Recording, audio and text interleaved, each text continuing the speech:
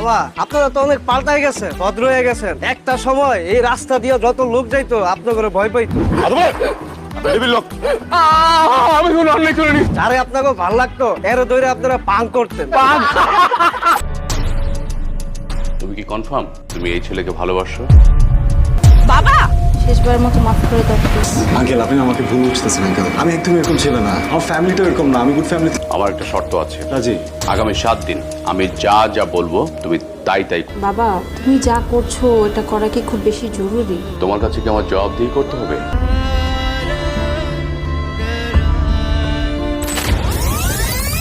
তোমার কি মনে হয় রাফসান জিতবে? প্লিজ এসব বন্ধ করো তোমরা। আমি সত্যি সত্যি একদিন বাসা ছেড়ে চলে যাবো।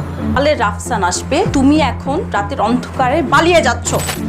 আমি সবসময় ভাবতাম আমার বাবা অনেক আদর্শবান একজন মানুষ, এরকম অন্যায় করছে, কাউকে ওয়াদা দিয়ে সে কথা রাখছে না, এটা আমি কখনো মেনে নিতে পারবো না।